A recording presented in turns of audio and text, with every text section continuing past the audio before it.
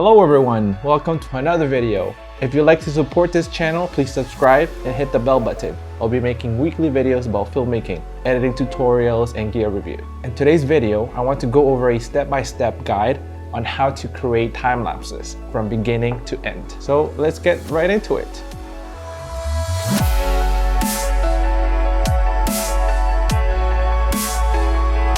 So first of all, what are time lapses? You've probably seen videos of fast-moving objects or sunrises or sunsets or just clouds moving by really quickly in a scene. So in essence, what a time lapse is the ability to manipulate time. Events that take a long amount of time can be sped up and played in real time. Time lapses are really cool. Whenever I'm at a wedding shoot or whenever I'm shooting B-roll, I usually try to include a time lapse of the location of something that's happening in the scene, just to add to the variety of shots that I would like to get from my video. There's plenty types of time lapses you can capture. You can capture time lapses of clouds, people, traffic, sunsets, pretty much anything that moves and anything that elapses time. Well, there are two ways of shooting time lapses. The easiest way is the video mode, which I do not recommend. In most phones or cameras, there is a time lapse mode where you just press the button, you set the camera, you forget, you come back to it maybe after 10-20 minutes, and the camera's computer automatically renders a video for you. Though this may work in quick situations, if you wanted to shoot something quick on your phone and post it on social media, I wouldn't recommend this first mode if you wanted complete control of your time lapses. The more professional way or most common way of shooting time lapses is by shooting photographs. Photos give you a lot more flexibility in terms of manipulating the image, especially if you're shooting in RAW. You have a lot more wiggle room to adjust for exposure or add stylistic effects to your photo and time lapse in general. The workflow is a little bit longer, but the results are worth it. The other benefit that you have when taking stills as opposed to a video for time lapses is that photos let in more light. Taking stills for your time lapses is more useful as well in a variety of scenes, especially in long exposure situations where you want to have the shutter speed open for a longer period of time to allow for that really nice motion blur. Another very important reason why you should use the photo mode to shoot time lapses is that photos have much more resolution than video. Even though most consumer cameras shoot 4K video, 4K video's resolution is only about 8.25 megapixel resolution on a photograph. And many phones even shoot at a higher resolution at 8.25 megapixels. A lot of DSLR cameras and mirrorless cameras shoot 20 megapixels or above, which is over twice the size of 4K video. This allows you to crop into your image, add animations such as zoom animations, pan animations to give your time lapse a more interesting look without losing any quality or resolution. And just for comparison, here I have a time-lapse shot directly in video mode with a video set at a 180-degree shutter angle, which essentially means setting your shutter speed at double your frame rate. And although taking a video and speeding it up in post can create really nice time lapses as well, if you wanted to shoot time lapses at a more pro level, I would recommend shooting still images in RAW format. So if you're new to creating time lapses, I'll go over some of the basic gear that you'll need to get started shooting amazing and epic time lapses.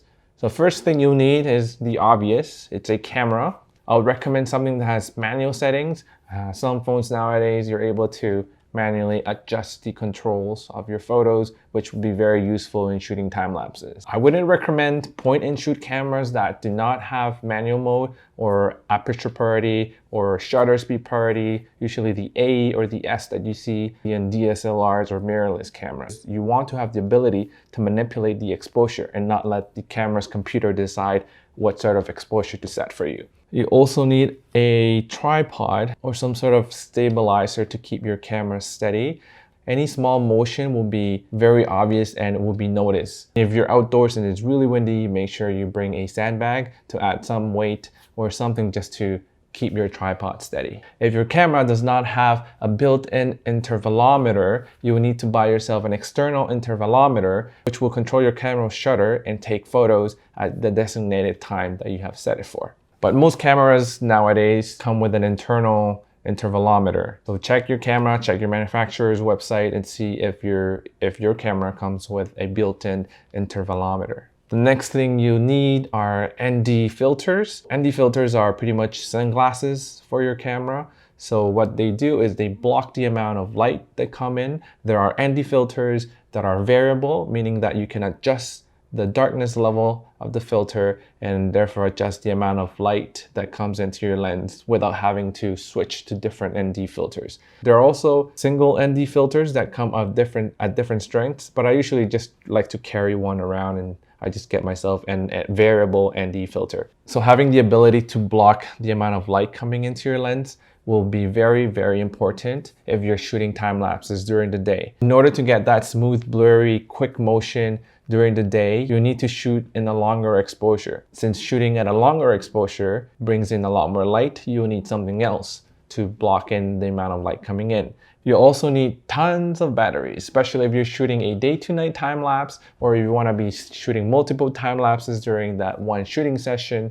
You'll be surprised at how fast the battery drains in these situations. And if you're out in the cold, your battery will drain even faster. So always bring a few batteries just in case. The next thing is an obvious one. It's an SD card. Quite obvious because without one of these, you wouldn't be able to shoot. But my favorite is to carry a 128 gigabyte memory card, or at least a 64 gigabyte memory card that has fast writing speeds. If you're shooting time lapses, you want to have as much memory available since you'll be shooting hundreds and hundreds of photos in RAW format. So that's the basic gear you'll need to get started in shooting time lapses. I have links in the description below to a few of the items that I use myself for my time lapses. So if you would like to check them out, please go ahead and hit the links below. And if you're still watching this video, please don't forget to subscribe and hit the bell button. Would really appreciate it and would really support this channel. Now that you have all your gear ready, the next thing you'll need to do is to determine what you want to shoot, whether that be traffic, moving people, rush hour, clouds,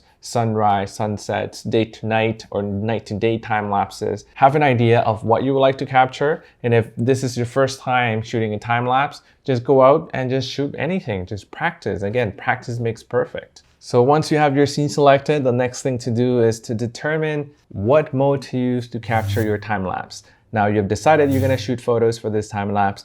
Now, which dial do you turn to take your photos? So you can decide whether you want to take your photos in auto, shutter speed priority, aperture priority, full manual, and I'll be going over the pros and cons on each of these different modes and show you some examples as well. But before you start, first thing you have to do is to turn your ISO to manual. You do not want to have your ISO be controlled by your camera, as that will cause flickering in your image. Flickering is caused by different jumps in exposure from scene to scene. And sometimes this is very noticeable in very quick changing environments. The second thing you want to do before you even shoot a time lapse is to make sure you're shooting in RAW. The third thing you need to make sure before you shoot a time lapse is to have your focus set to manual.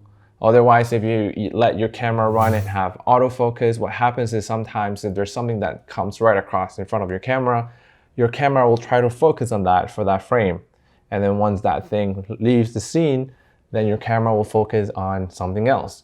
And in the final video, that would just look very jumpy. It just wouldn't be a nice time lapse. So it's very important that you set up your exposure correctly from the beginning.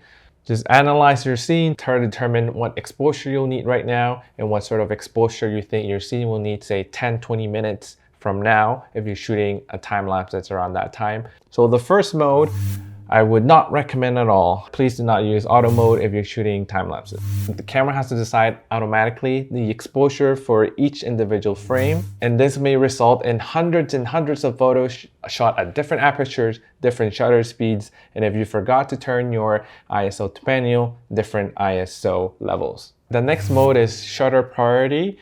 In many cameras, it's signified by the S on a dial. You manually set the shutter speed that you like to do, and you leave it up to the camera to adjust for aperture based on the exposure for that specific scene, and your shutter speed will remain constant. While this mode is really good at maintaining long exposure if you wanted to get smooth, blurry, moving images, I wouldn't recommend this mode if there is a lot of rapidly changing lighting conditions in your scene, as the final video will have vast differences in aperture. Your final time lapse may have a difference in depth of field, and you may have different levels of sharpness. But if you're in a scene where lighting conditions are not going to change that much, then sometimes shutter priority is okay, because the aperture levels won't change too much. The next mode is the Aperture Priority mode.